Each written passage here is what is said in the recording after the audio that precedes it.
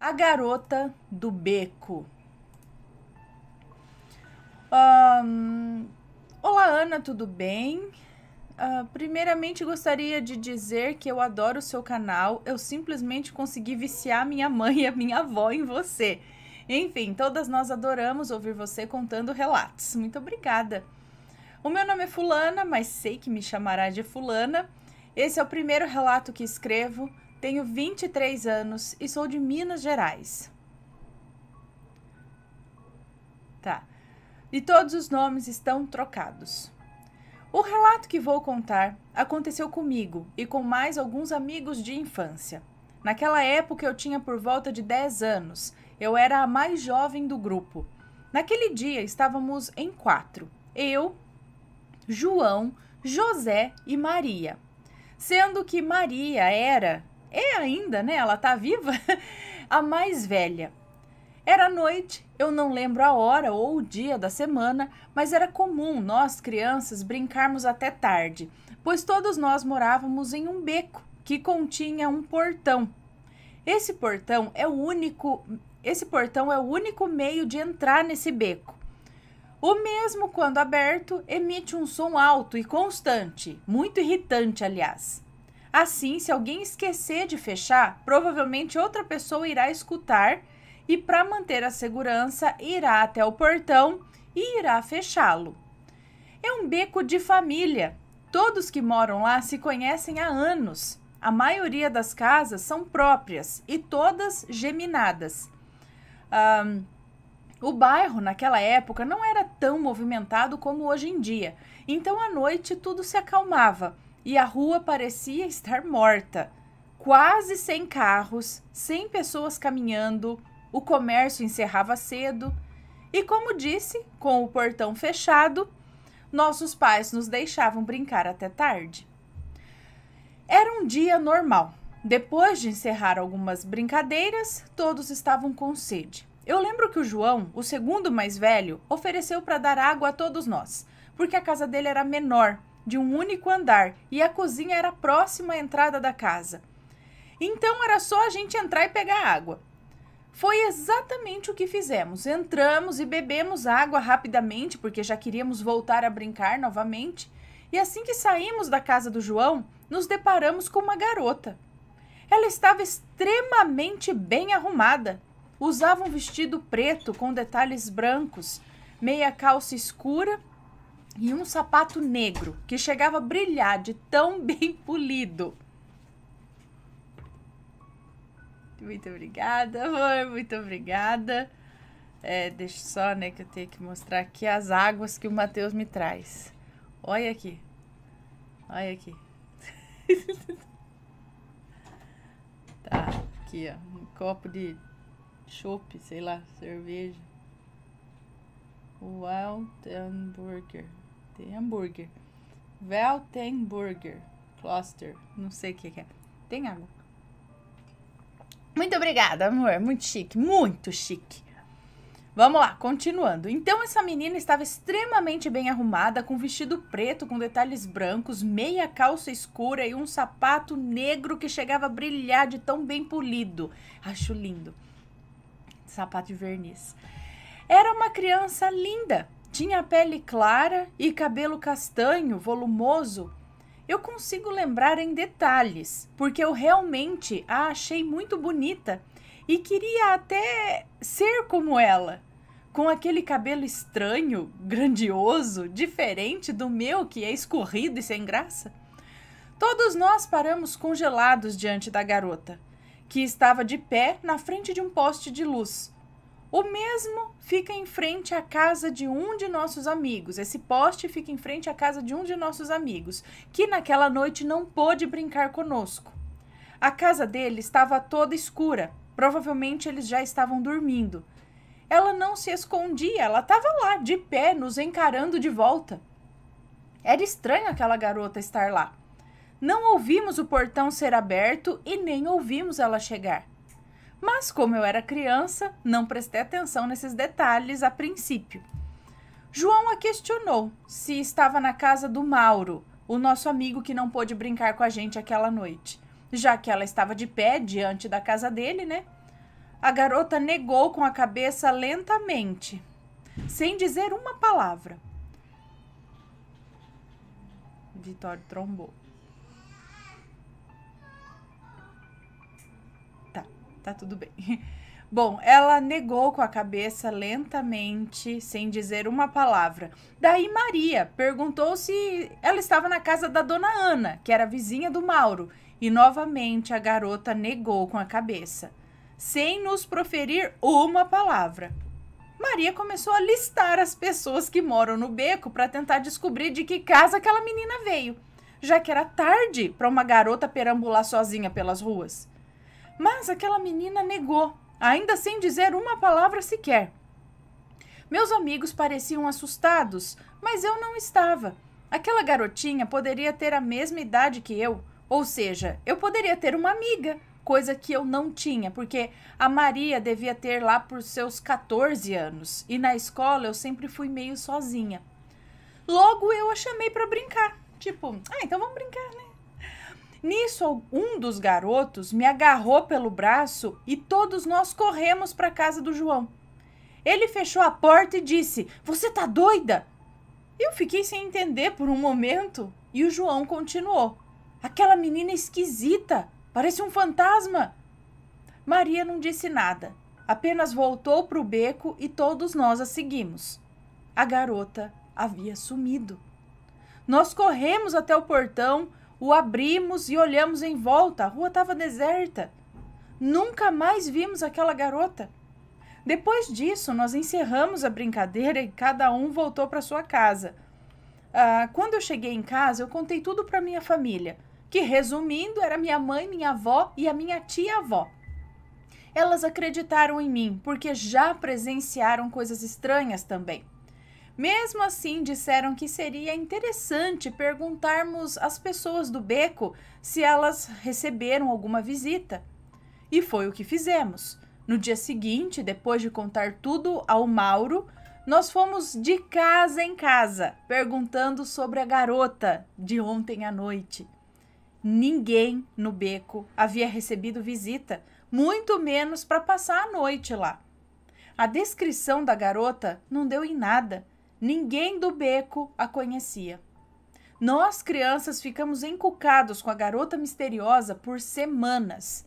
Nós a chamávamos de a garota do beco. Por algumas semanas, nós nem brincávamos mais até tarde, com medo de acontecer novamente.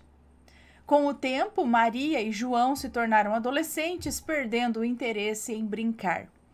Com isso, a história da garota do beco perdeu a relevância.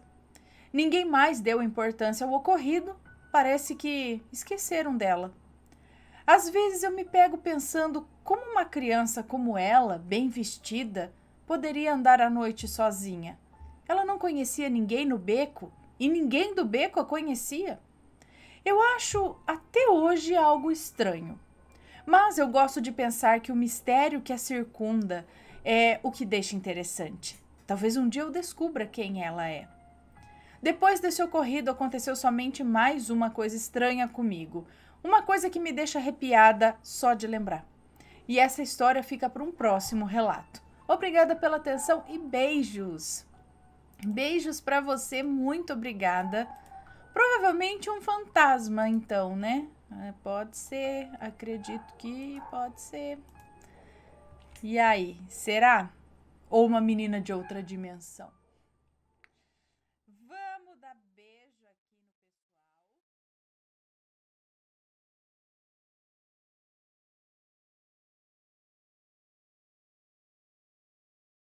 Vamos então para mais um relato enquanto vocês vão deixando seus likes. A minha psicóloga era médium? Vamos ver.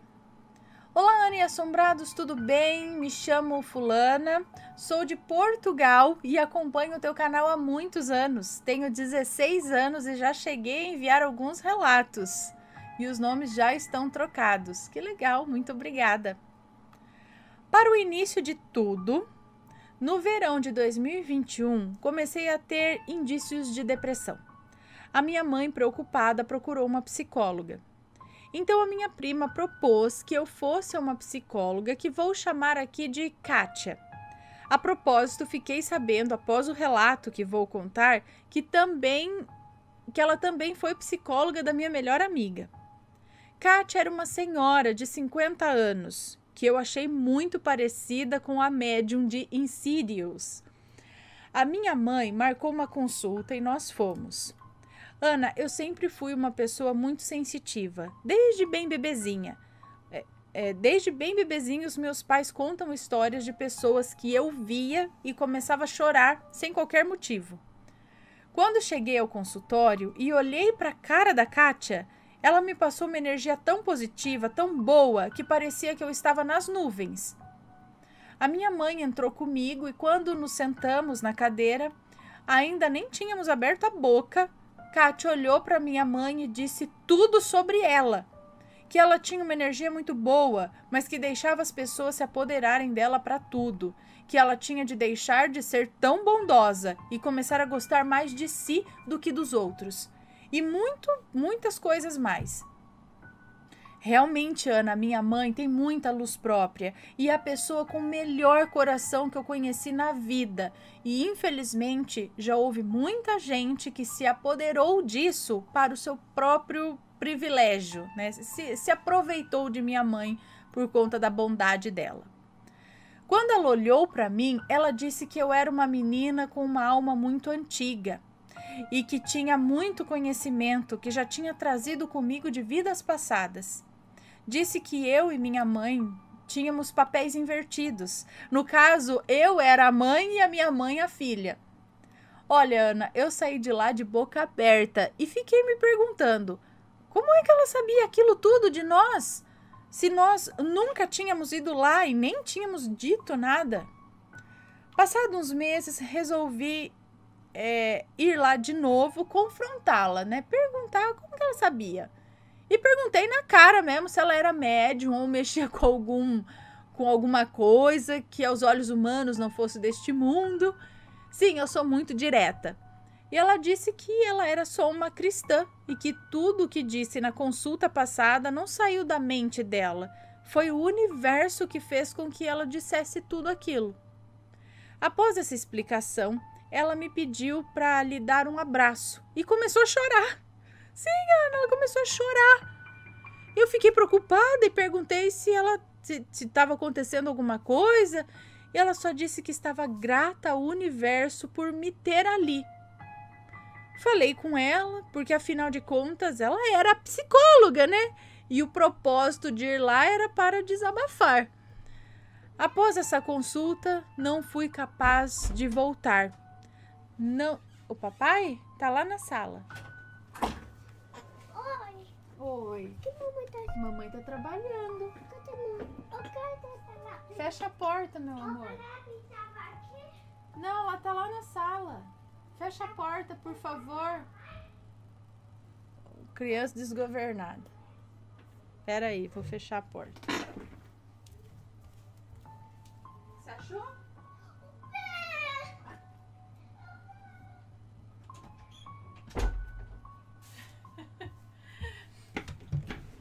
Ai, ai, ai. Voltando. Então, cadê? Falei com ela, afinal de contas ela era psicóloga e o propósito de ir lá era para desabafar. Após essa consulta, eu não fui capaz de voltar lá. Eu não tenho medo dela, eu só sei que ela me esconde algo e eu tenho muito medo do que ela me esconde. Será que ela foi alguém muito importante na minha vida passada? Bom, foi este o relato, desculpe os erros. Tudo de bom para ti, para os teus filhos, lindos e é óbvio para os assombrados. Beijinhos de Portugal. Beijos para você. Muito obrigada. E então, ela ficou muito emocionada, né? E grata por você. Será que ela te conhece de alguma outra vida, mas ainda é melhor não falar, né? Sei lá. Sei lá, vai lá ou não vai de novo? Ai, não sei também. Não sei o que dizer. Mas é estranho, né? Você vai na psicóloga, a psicóloga começa a chorar e olha pra você e fala, opa, peraí.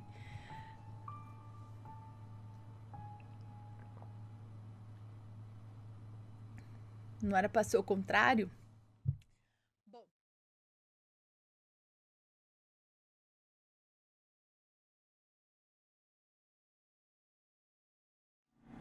Ajuda do além na cozinha. Olá, Ana, vim contar o relato que aconteceu com a minha mãe.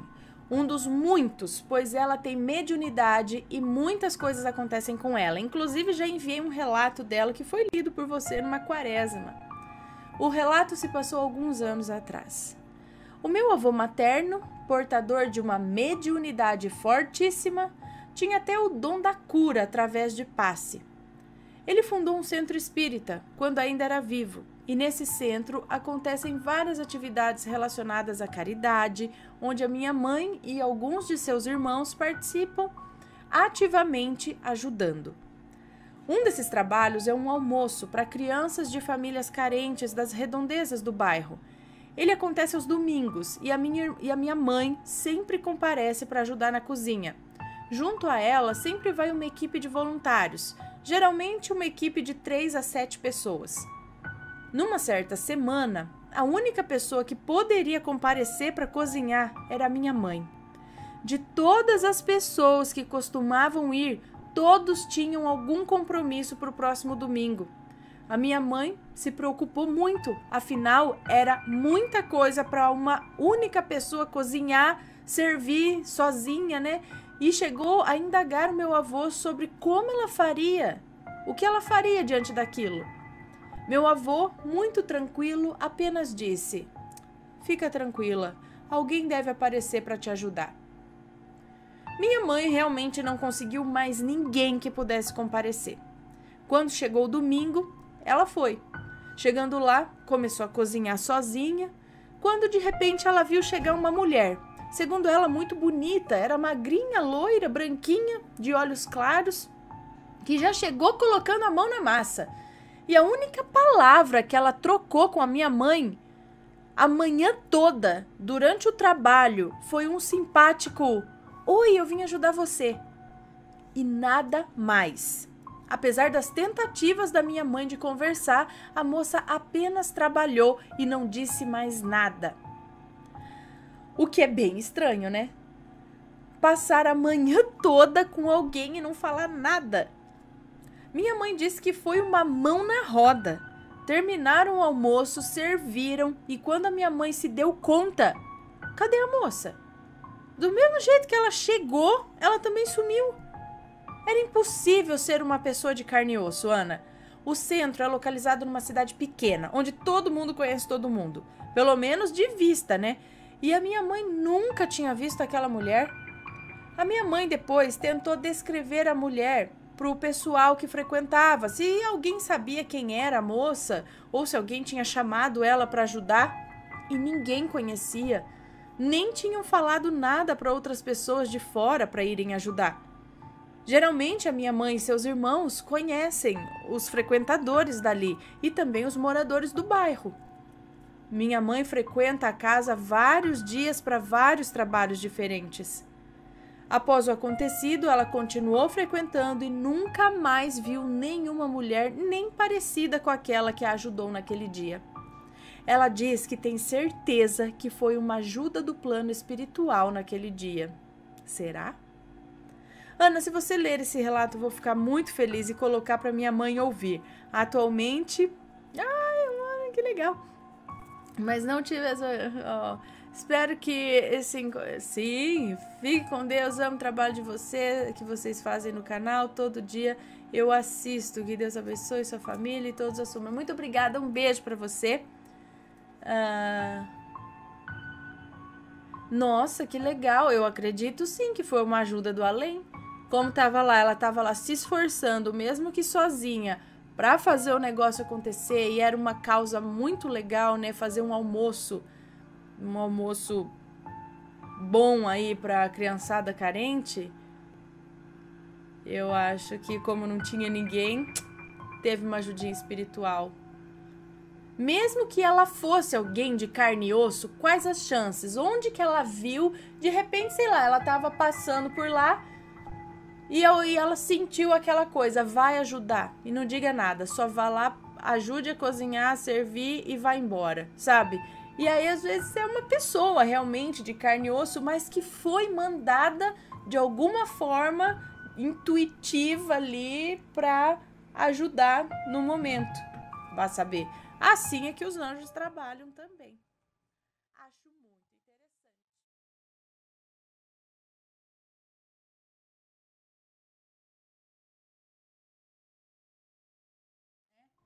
Vamos ver. Era um espírito do bem? Olá, Ana, me chamo Fulana, tenho 22 anos e sou de Pernambuco. Sei que vai me chamar de Fulana, mas eu amo. Vamos ao relato, se tiver nomes, serão devidamente trocados.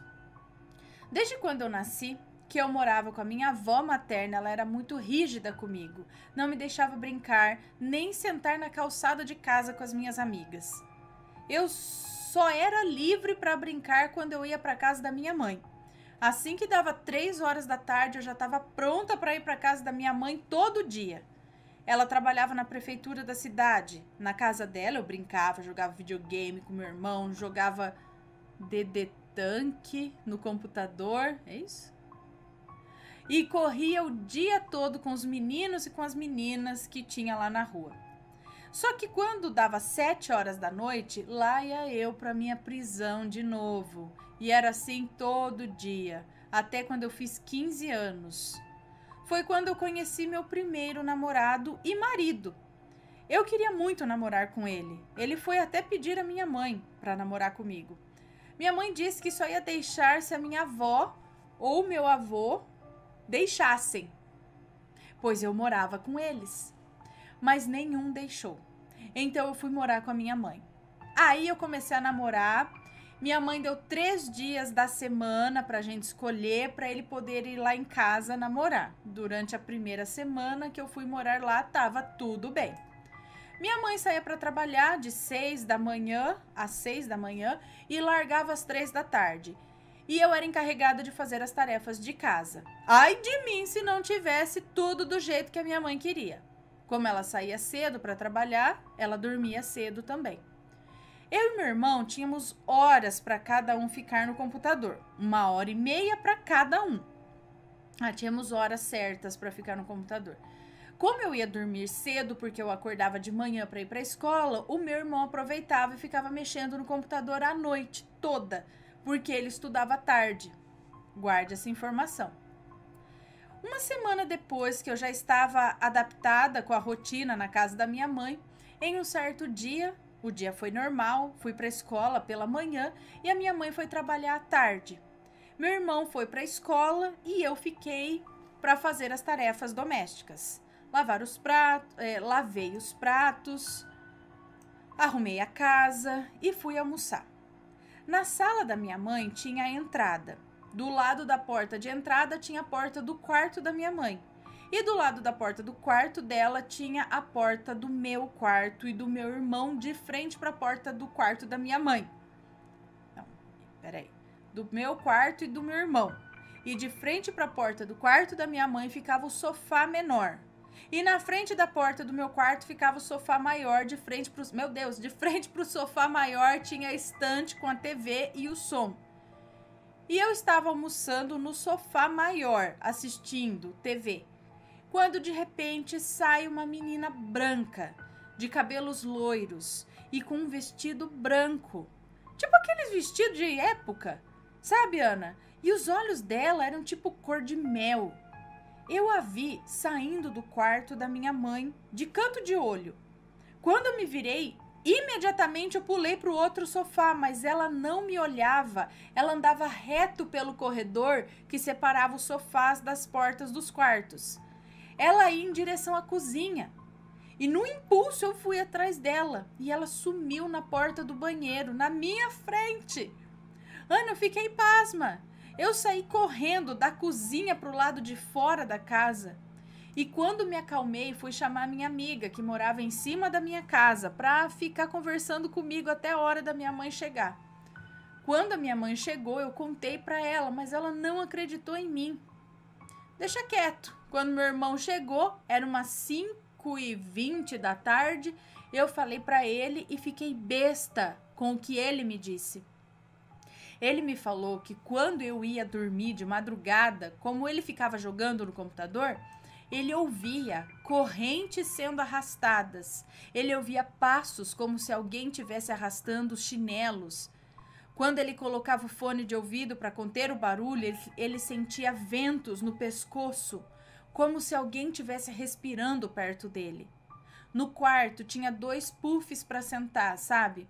E ele me disse que via o puff se abaixando, como se alguém tivesse se sentando nele. E eu fiquei tipo, hã?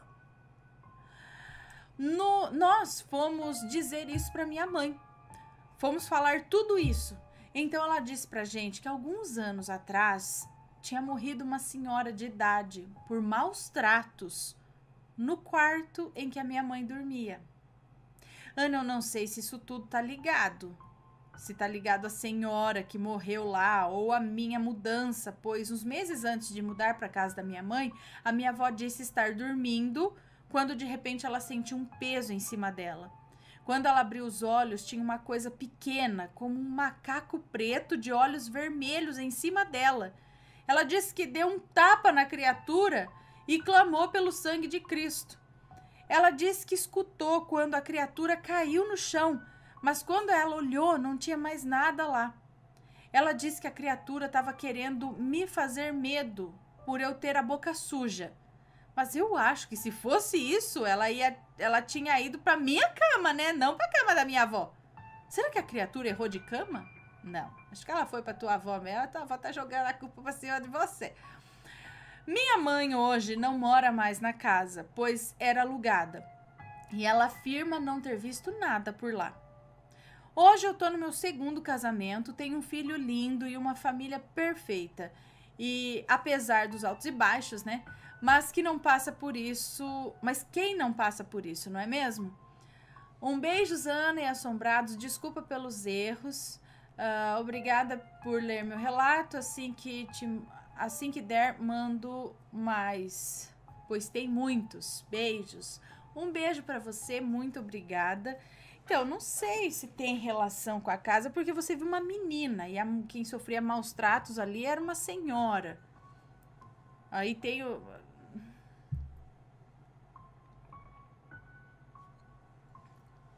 Não sei, alguma aparição que tava por ali.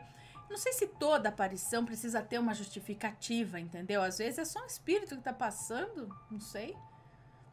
Ele precisa ter um porquê de estar aqui. Muitas vezes sim, deve ter. Mas eu acho que não todas as vezes. Vamos lá.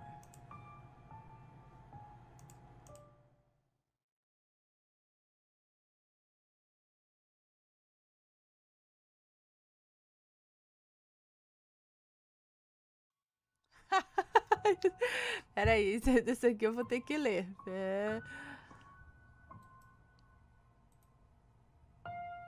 Beleza, vamos lá, deixa eu ler este. Opa, esse daqui não. Esse daqui não. Esse daqui, vamos lá. Li um livro que não existe. Vamos ver, mais um daqueles lances de falsa memória, né? Efeito Mandela, não sei. Falsa memória, no caso, acho. Vamos lá. Oi, Ana, tudo bem? Me chamo Fulana, sou de Americana, interior de São Paulo. Sempre fui rata de biblioteca.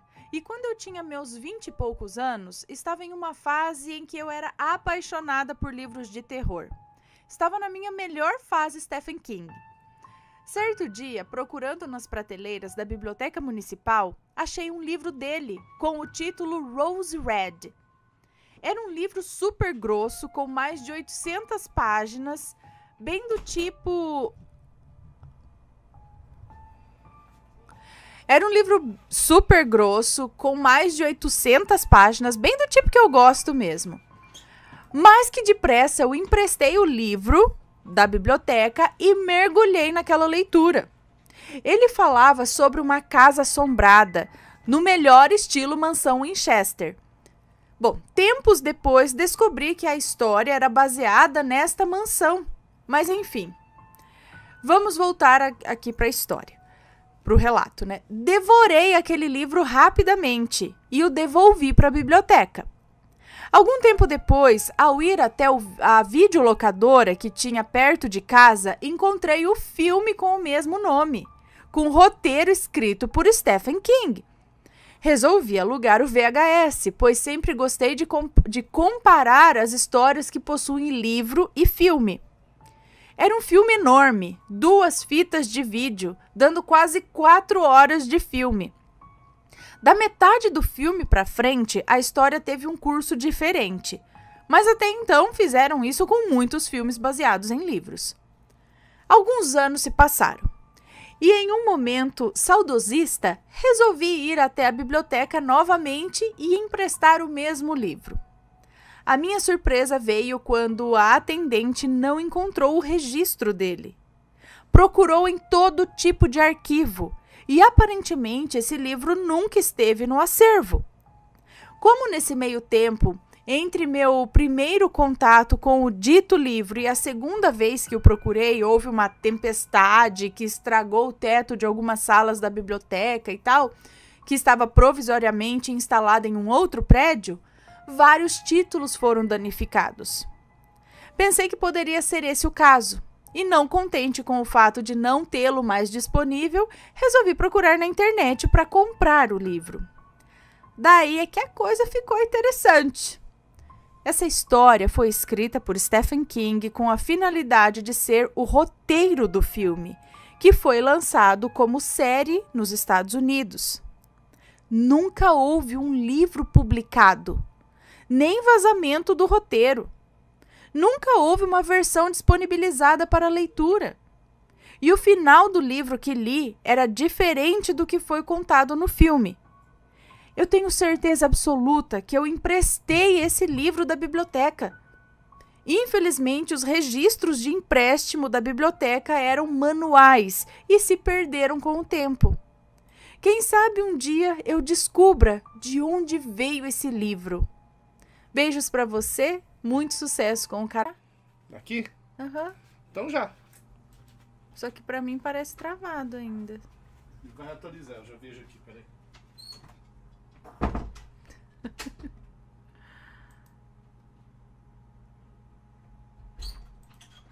Já tá ok, fala aí. É. Oi, vocês estão me... Mas eu não tô vendo nenhum chat. Você tá Parece- aqui, eles vão movimentar, né? Parece que eu estou sozinha aqui. E aí, pessoal, tudo bem? Caiu a energia aqui, olha que beleza. Aí o duro que, mesmo que ela caia rapidinho, até voltar a internet, aí tem que ligar, abrir tudo de novo aqui, né? Aí deu essa demorada, mas eu não tô vendo o chat, gente. Eu não estou vendo vocês. Eu não estou vendo ninguém aqui. Mas tudo bem, então... Voltando aqui, retomando.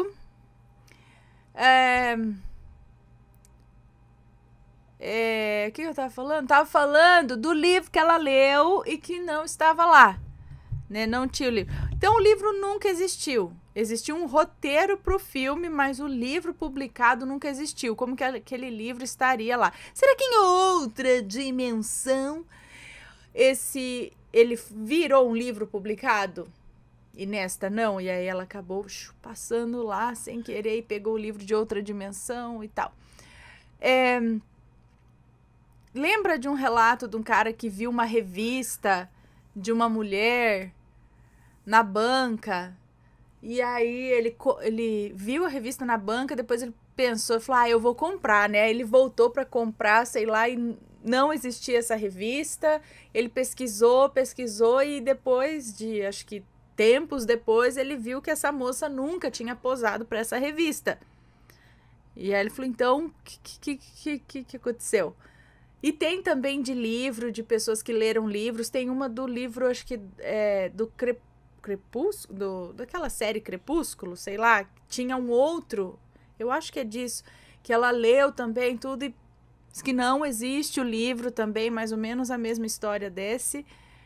Então, essas coisas... sei lá, parece que rolam por aí. Já teve uma experiência parecida? Manda o relato pra gente. Está travando, gente? Pior que eu vou dar uma atualizada aqui.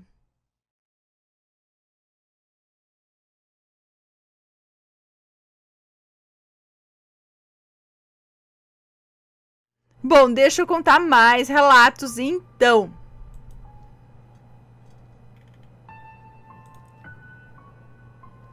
Mais um relato aqui, pessoal. Símbolos estranhos em mim. Oi, Ana, meu nome é Fulana, mas pode me chamar de Fulana. Então, eu tenho uma série de relatos sobrenaturais que aconteceram comigo desde os meus 12 anos. Isso o que eu lembro, né? Mas eu vou contar aqui alguns fatos que aconteceram comigo e que eu gostaria muito de alguma explicação para esses ocorridos. Então, quando eu tinha mais ou menos 12 anos, eu tive a minha primeira paralisia do sono. Foi horrível. Eu sentia que tinha alguém me segurando e eu não conseguia gritar nem me mexer. Depois fui pesquisar e vi que podia ser apenas uma reação do corpo humano quando o cérebro acorda e o corpo continua dormindo. Mas o estranho é que daí por diante comecei a perceber coisas estranhas acontecendo comigo. Com 14 anos tive outra paralisia e pensei que eu ia morrer. Só lembro de ter a sensação de sair do corpo e depois tentar orar em pensamento para acordar. Foi quando ouvi uma música suave, como se fossem anjos cantando, e acordei. Levantei gritando e chorando muito, chamando minha mãe. Ela veio correndo e me acalmou. Ainda nessa idade, na adolescência, me ocorreu muitas situações, como sonhos premonitórios, algumas coisas que eu falava acontecia como se eu adivinhasse. E o fato mais intrigante até o momento, que eu não encontro explicação nenhuma para o ocorrido, foi o seguinte. Eu sempre fui uma menina muito vaidosa. Sempre usava maquiagem para ir para a escola e como estudava em um bairro mais afastado, longe de onde eu morava, eu chegava tarde da escola, chegava tarde em casa, né? Por volta de umas 7 da noite. Então eu tirava a maquiagem com demaquilante, jantava, depois tomava banho para dormir. Nesse dia eu deixei o demaquilante em cima da minha cama e fui ao banheiro. Comecei a sentir algo ruim, um mau pressentimento, e lembrei que havia esquecido de pegar o demaquilante. Quando voltei para o quarto, não tinha nada em cima da cama, nem embaixo da cama, nem no guarda-roupas, em lugar nenhum. Então eu já senti um frio na barriga e voltei ao banheiro para tirar o rímel com água mesmo. Meu olho ficou todo preto, mas consegui. Limpei o rosto, enxuguei e voltei para o quarto. Quando olhei na cama, o demaquilante estava lá, onde eu havia deixado. Como se nunca tivesse sumido. E o que me assustou realmente foi quando eu senti que deveria olhar nas minhas mãos para ver se estavam sujas por conta do rímel. E nesse momento o meu corpo gelou dos pés à cabeça. Nas pontas dos meus dedos havia símbolos estranhos, como se fossem aquelas letras egípcias. Eu acho que é isso, eu não tenho certeza, mas eram símbolos muito estranhos. Foram em 3 dedos. Um parecia um Y, todo torto. Outro parecia um círculo meio espiral. Eu não sei explicar exatamente porque faz praticamente 10 anos que isso aconteceu. E eu fiquei tão nervosa, eu entrei em desespero. Tentei lavar a mão e não saía. Passei álcool e nada. Nessa altura, minha avó e minha mãe já estavam em volta de mim, olhando, assustadas, tentando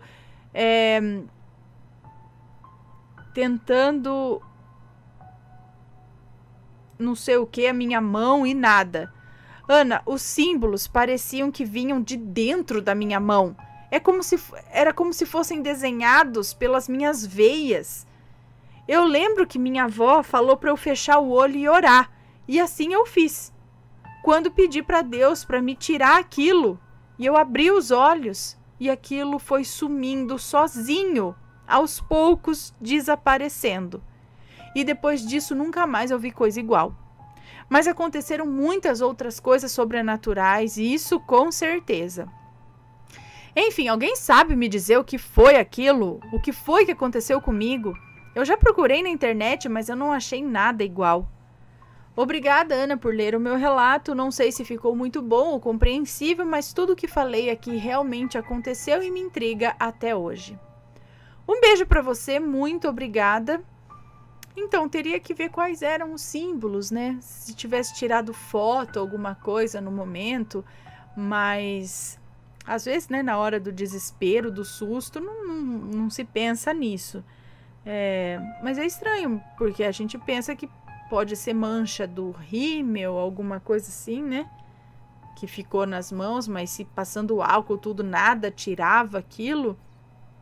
Sendo que o rímel, por exemplo, do próprio olho, saiu com água e na ponta dos dedos não saía por nada e de repente começou a desaparecer sozinho. Estranho, né? Mas o que é, eu não sei. Alguma coisa querendo dizer algo. Olá, assombrados. Espero que estejam gostando das coletâneas especiais. Daqui a pouco eu volto, hein? Aguenta aí. Mas você já adquiriu a sua caixa assombrada do mês de dezembro com o tema Varginha? Vou mostrar de novo para vocês o que vem e tem novidade ainda, tá? Olha, você vai receber uma camiseta aqui, ó, de Varginha que brilha no escuro. Camiseta com o ET de Varginha que brilha no escuro. Você vai receber também este ganchinho aqui, ó, com ET de Varginha que você pode colocar na cozinha para colocar o seu guardanapo. Olha que chique. Guardanapo no ET de Varginha. Você fixa aqui na parede, tá bom? Então, este ganchinho vai receber também essa estatueta, né? Esse miniatura aqui em resina, exclusivo e numerado também, tá? Só para caixa assombrada aqui, pintado à mão, no maior capricho, como vocês sabem. E vocês vão receber também a caixinha para colocar ele dentro ou uma caixinha decorativa para vocês montarem, tá? Vocês vão receber o papel com as instruções e vocês mesmos podem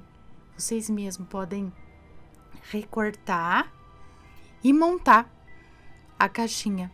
Você pode deixar do lado, colocar ele dentro, mas para deixar do lado é legal, sabe? Assim, de decoração. E também esse display que você também vai montar, dobrar para colocar o seu ETzinho nele aqui, ó, na frente do muro onde ele foi visto, né? Aqui assim, ó. Então, você vai montar esse display que vai na caixa junto com as outras coisinhas. Tem mais coisa, tem incenso, tem a receita, tem uma guloseima maravilhosa que eu não consigo parar de comer, tá? Então, vai estar bem legal. Essa caixa tá bem legal, garante a sua, tá? E logo mais a gente se vê aí nos relatos de novo, assim que essa bonita dessa voz voltar. Ela tá voltando aos pouquinhos. Beijos e até lá.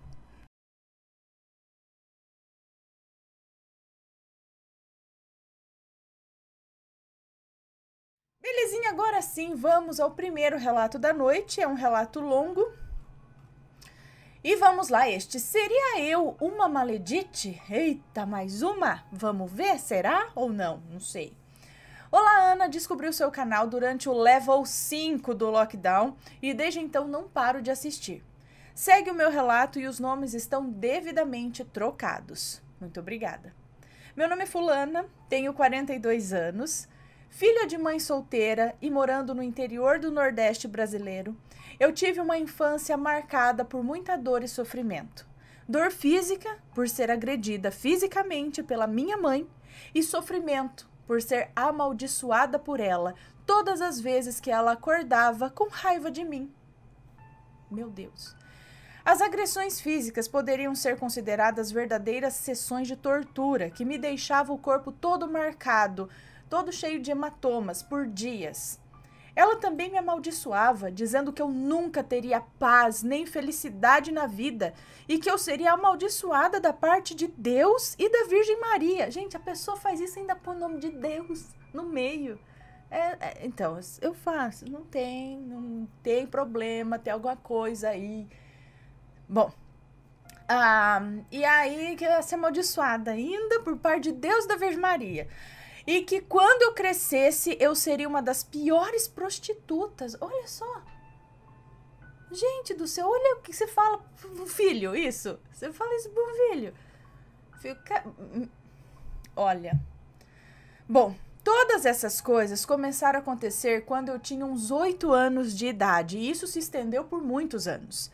Finalmente, quando eu tinha uns 13 anos de idade, eu fui trabalhar como doméstica na capital, no meu estado. E foi uma fase um pouco complicada por conta da minha carga de trabalhos domésticos e também eu não me era permitido ir à escola. Aos 14 anos, eu me apaixonei pelo meu patrão.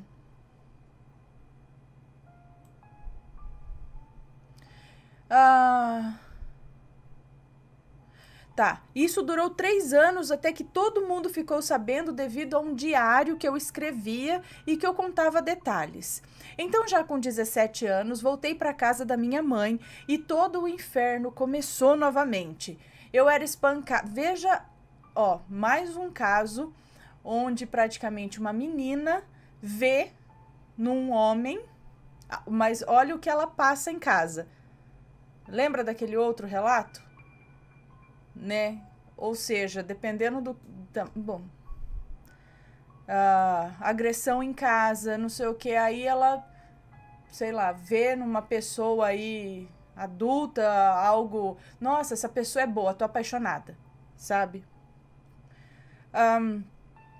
Não tô criticando ela, falando nada disso, mas acredito que ocorre, como naquele outro relato, talvez uma confusão na cabeça, não sei. Bom, então já com 17 anos voltei para casa da minha mãe e todo o inferno começou novamente.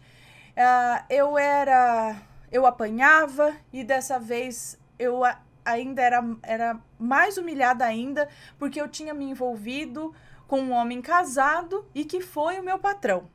Na cidade onde morávamos, a minha mãe era conhecida pelo seu gênio forte e também por ser rezadeira. Quando criança, eu odiava vê-la fazendo coisas espirituais e orações e até trabalhos para algumas pessoas. Eu até achava que ela mentia para as pessoas, dizendo que fazia os trabalhos sem mesmo fazê-los, sem realmente fazê-los. Enfim, não aguentando mais tanto sofrimento, morando com a minha mãe, eu resolvi arrumar outro emprego de doméstica e fui trabalhar numa cidade próxima à minha. Era uma casa com uma senhora de idade, a neta, que era um pouco mais velha que eu, e o filho mais velho dessa senhora. Trabalhei lá alguns meses e um certo dia fui convidada por uma conhecida do bairro para ir a uma festa junina com ela, e eu fui. Era a primeira vez que eu ia a uma festa e a minha colega me ofereceu bebida e eu bebi e me embriaguei, voltando para a casa da senhora onde eu trabalhava. Ao chegar ao portão, o portão estava fechado e eu então dormi sentada no portão. No dia seguinte eu fui demitida, óbvio. Eu já estava com 18 anos e não tinha amigos, nem queria voltar a morar com a minha mãe. Então sentei num banquinho na calçada e comecei a chorar de desespero. E aí passou uma mulher que morava com a avó na mesma rua que eu trabalhava e perguntou por que eu estava chorando. E eu expliquei tudo a ela. Então ela perguntou se eu era virgem e eu falei que não. Ela então me falou que costumava frequentar um bar e que nesse bar os homens levavam as moças para o motel e que depois de fazer o que eles queriam, eles davam dinheiro e que muitos pagavam muito bem. Então eu decidi que iria a esse bar naquela mesma semana. E aí, quando chegou o dia combinado, eu fui. E para minha surpresa, fui escolhida por um homem que me tratou muito bem e que se tornou um bom amigo naquela época. Depois disso, eu parei de dar notícias à minha mãe e entrei nessa vida de vez e fiz disso o meu trabalho. Eu encarava os clientes de forma fria e profissional. E uma vez cheguei a me apaixonar,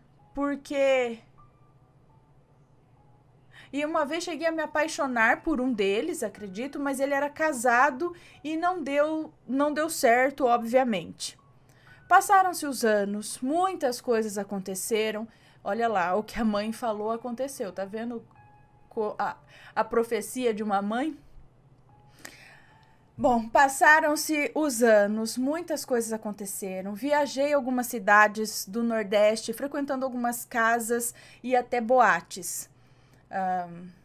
Sofri muito também e fui muito humilhada dezenas de vezes, mas sempre me mantendo firme. Porque ao contrário do que muitos pensam, para muitas, não é uma vida muito fácil, não. Sempre me portei como uma pessoa decente, apesar da profissão que eu tinha. Todos falavam que eu não pertencia àquele universo que eu vivia. Até os meus clientes falavam isso. Eu era tímida e não conseguia ser vulgar, mesmo quando a situação pedia. Já com 24 anos, morando em uma pacata cidade no interior do Rio Grande do Norte, eu decidi passar o ano novo na praia de João Pessoa, na Paraíba. Então peguei um ônibus para Campina Grande e teria que pegar um outro ônibus para João Pessoa. Ao chegar em Campina Grande, eu decidi ir ao shopping, comprar uma sandália para combinar com a minha roupa do ano novo. E no momento que eu estava provando, me bateu uma saudade inesperada da minha mãe. E então decidi ligar para ela, pela primeira vez em muitos anos. E assim eu fiz.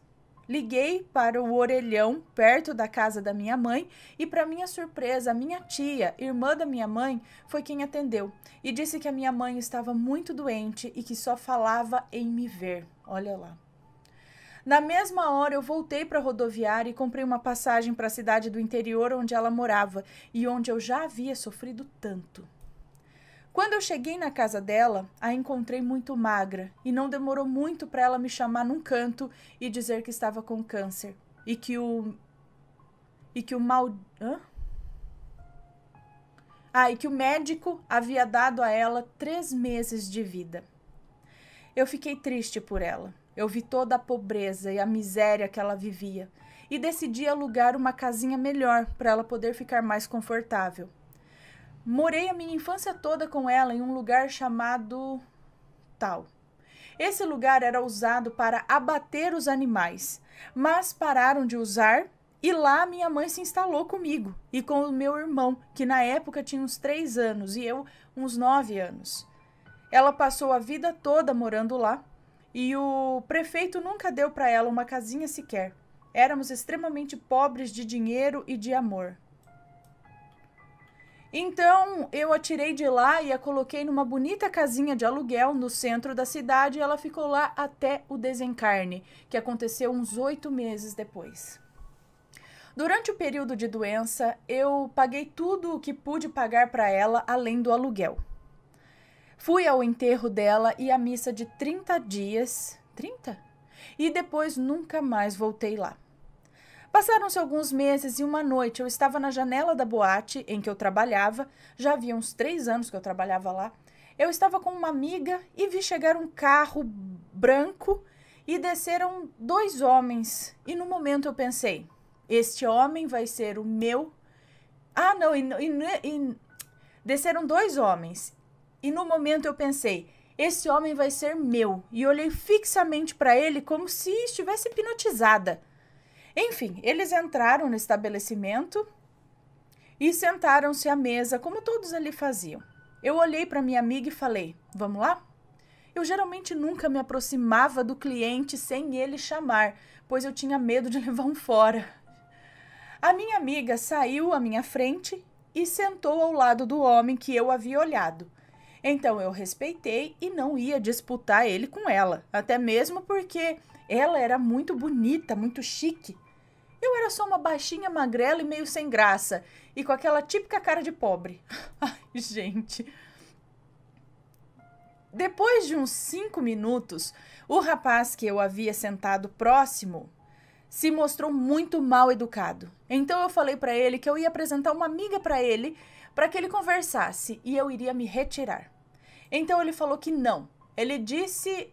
O meu amigo tá chateado porque ele disse que eu peguei a melhor mulher da casa e ele não queria sair com a minha amiga bonitona. Peraí. Então ele falou que não. Não. E ele disse, o meu amigo tá chateado porque ele disse que eu peguei a melhor mulher da casa e ele não queria sair com a minha amiga bonitona. Enfim, o cara acho que queria ela. Então a minha amiga se retirou e eu passei a acompanhá-lo. Isso. Em seguida, apresentei a minha outra colega para o mal educado e fomos os 4 para o hotel onde eles estavam hospedados. Fizemos o programa como de costume, mas eu senti algo diferente naquele homem. Passaram-se os dias e ele me ligou novamente e marcamos de sair mais uma vez, e assim fizemos. Dessa vez eu dormi com ele, coisa que eu nunca fazia com ninguém, porque eu não gostava da maioria dos clientes. No dia seguinte, ele me deixou em casa e, passado um mês, ele me ligou convidando para passar um final de semana em um hotel na praia. E eu topei de imediato. Estava feliz, ele era gentil, educado e muito diferente de todos os outros homens que eu havia conhecido. Eu estava muito envolvida com ele e na segunda-feira, quando eu deveria voltar para minha casa e para minha vida normal, ele me convidou para passar a semana na casa dele, em Campina Grande, na Paraíba, e eu topei. Isso foi em janeiro de 2005. Depois disso, decidimos estender por 3 meses a estadia na casa dele, e depois dos 3 meses, eu trouxe as minhas roupas e começamos a morar juntos.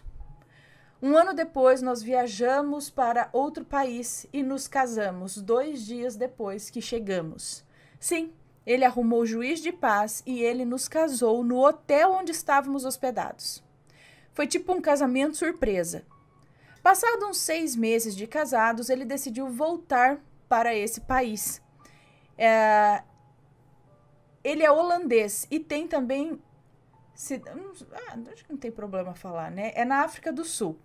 Então, ele é holandês e tem também cidadania africana. Então, ele decidiu deixar o Brasil porque os negócios não estavam indo muito bem e eu o acompanhei. Fizemos muitas viagens juntos, internacionais e dentro da África também. Aprendi muita coisa com ele e sou grata. E sou grata por ele nunca ter passado na minha cara o meu passado. Aqui eu começo a parte talvez sobrenatural da minha vida.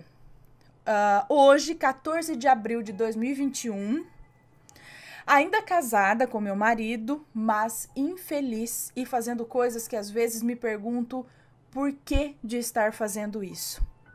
Nos mudamos para Pretória, na África do Sul, em 2007 e estamos até hoje aqui. Meu casamento foi bom durante os 3 primeiros anos e depois disso meu marido começou a agir de forma diferente na nossa vida íntima. Passou a me rejeitar na cama e até chegou a falar que sente atração por homens. Isso me magoou muito e eu acredito que ele nunca me amou de verdade. Para ter coragem de falar isso diretamente para mim, desde então não temos mais uma vida sexual. Nesse meio tempo, eu conheci um médico veterinário que começou a cuidar dos meus cachorros e nós passamos a conversar mais durante as consultas e um clima foi rolando até que a gente ficou. Ficamos 2 vezes. Logo ele falou que isso não iria dar certo pelo fato dele também ser casado e simplesmente não quis mais. Eu fiquei enfurecida com ele porque ele parecia ser um cara muito especial e no final se mostrou outra coisa. Eu estava envolvida emocionalmente com ele e ele obviamente não. Eu pensei em desistir e esquecer de uma vez aquela loucura, mas eu acabava ligando para ele e ele pedia... ele pedia fotos, pedia vídeos e eu fazia, eu mandava. Tudo que ele pedia e explicava, eu fazia, eu mandava. Passavam uns dias, ele me bloqueava no WhatsApp e eu ligava para ele chorando, me humilhando. E ele parecia não sei o que. E ele parecia não sei o que dele com aquilo tudo. Ele parecia não sei o que lá com aquilo tudo, mas eu sofri feito uma infeliz. Bom, ele chegou ao ponto de falar para todos na clínica que não era mais para passar as minhas ligações para ele caso eu ligasse. E outra vez mandou a secretária atender e ela me xingou como se eu fosse a pior pessoa do mundo. Isso tudo dias depois de termos falado ao telefone e eu feito novamente tudo o que ele queria.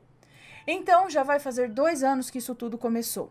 Só que eu me senti tão usada tão humilhada que eu decidi partir para as famosas amarrações. Já cansada desse bloqueio e desbloqueio, na verdade eu acho que eu só queria mesmo era vingança, né? Eu procurei pais de santo no Brasil e fiz trabalhos de todo tipo. Nenhum trouxe nenhum resultado, mas eu entrei em uma espécie de vício e não parei mais. Ao todo, foram 6 pais de santo diferentes.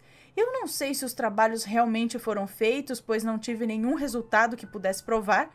Portanto, comecei a fazer oferendas, acender velas e fazer todo tipo de simpatia e magia que encontrava na internet. Mas parecia que nada surtia efeito. Então, uma noite eu decidi rezar e pedir perdão a Deus por tudo aquilo que eu vinha fazendo. E algo aconteceu no dia seguinte que me deixou bem intrigada. Normalmente eu acordo, me apronto e vou trabalhar. Nunca vou ao quintal da casa, mas nesse dia eu fui até a piscina e vi algo branco. E quando usei a redinha para remover aquilo, achando que seria, sei lá, macarrão cozido, já estava até pensando que tinha sido as crianças do vizinho que tivessem jogado alguma coisa ali. Para minha surpresa e medo, foi quando vi o meu medo e a minha surpresa foram enormes quando vi que aquilo eram vermes. Sim, Ana, era um tipo de verme longo e fino, como minhocas, mas eram brancos, é tipo lombriga. E em uma grande quantidade. Eu fiquei com muito medo. Só aconteceu isso aquele dia e depois nada mais. Seria aquilo algum aviso porque eu estava querendo romper as minhas ligações com esse mundo obscuro de feitiços, etc? Enfim, voltei às simpatias novamente. Dessa vez fiz um boneco de voodoo e fiz todo o ritual como o site indicava. Esse boneco era a mulher dele. Eu não queria fazer nenhum mal físico a ela. Eu só queria que ela parasse de ter atração por ele. Na minha cabeça, se ela o rejeitasse, eu teria chances com ele, entendeu? Na última vez que falei com ele, há algumas semanas, ele disse que a mulher dele briga o tempo todo em casa e que tá muito difícil. Então, simplesmente me bloqueou novamente pela 1000ª vez. Vale ressaltar que eu o conheço já faz uns 8 anos e só nos últimos 2 anos isso tudo vem acontecendo. E no começo ele mentiu muito e me fez acreditar na possibilidade de um relacionamento. Mas depois que teve o que queria, ele mudou de ideia de novo. No momento, eu quero parar de procurar pais de santo, quero me dedicar ao meu trabalho e ao meu marido, mas o vício nesses rituais parecem uma doença que eu não consigo me libertar. Eu tenho comigo o voodoo da mulher dele, mas não sei o que fazer com isso.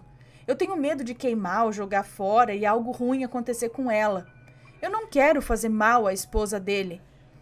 Essa é a minha história resumida até o dia de hoje que estou escrevendo.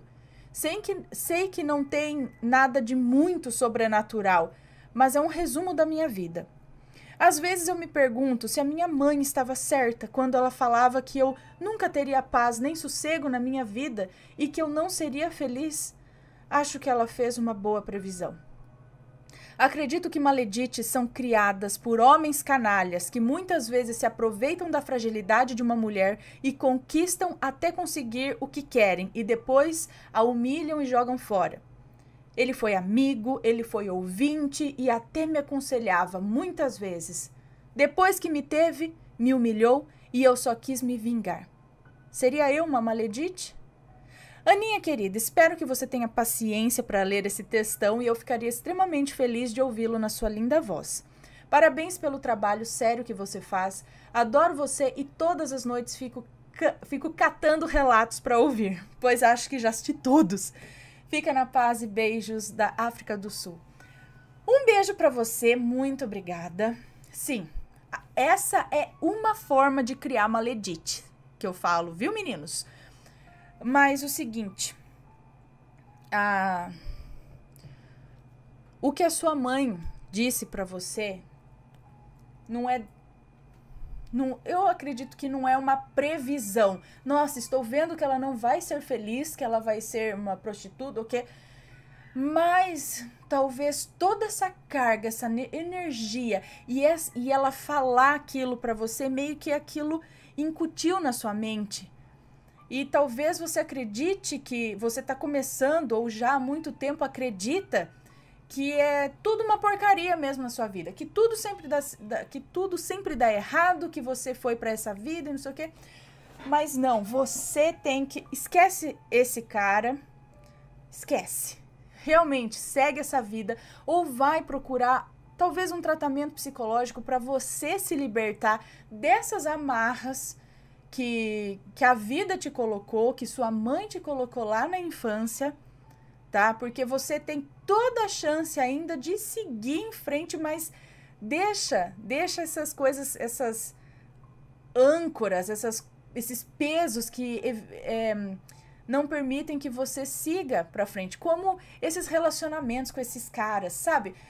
Eu sei que, me apaixonei e tudo, é difícil, né, simplesmente deixar pra trás, mas é enguiço, ele já se mostrou um enrosco, não se enrosque mais nesse tipo de situação, vaza e não atende mais, dá um basta, segue a tua vida, segue teu trabalho, pensa aí no teu marido e de repente também é hora de deixar o marido, não sei, né? Deixar ele seguir o caminho dele, que ele já talvez queira trilhar um outro caminho, talvez você tenha que seguir o seu e quem sabe o que tem no futuro, não é?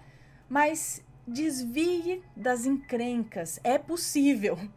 Tenta focar, tenta, sei lá, procurar um caminho espiritual aí, procurar uma ajuda de pessoas sérias para eliminar esse voodoo da moça e todas essas outras coisas. Agora, essas lombrigas na piscina, eu não sei, alguém tem uma explicação lombriga? Eu digo lombriga porque eu não conheço outro tipo de verme do tamanho de um macarrão que não seja lombriga. Quer dizer, não conheço muito lombriga também, mas eu só sei que elas são assim, né? Tem algum bicho que pode ter botado isso na piscina? Ou realmente isso foi algo meio sobrenatural? E será que meio que acabou voltando para você? Você está amarrada a essas situações de fazer mais e mais trabalho, mais simpatia? Então procura uma ajuda espiritual para tentar se livrar disso, uma ajuda psicológica que eu acho que é sempre bem-vinda, né? Uma ajuda de um psicólogo, porque tudo que você passou não é fácil, né? Eu falo que todo mundo precisa de psicólogo. Poderia ter ali algumas sessões com psicólogo. Ninguém assim tem a vida perfeita. Ninguém levou assim, nossa, né? Lógico que tem gente que fala, nossa, graças a Deus sempre foi tudo muito bom. Mas todo mundo tem os seus medos, os seus bloqueios, né? Por isso que eu falo que todo mundo deveria dar uma conversadinha. Até os psicólogos deveriam conversar com outros psicólogos. Enfim, mas você tem que se libertar. Beleza, cadê vocês? Tem beijo?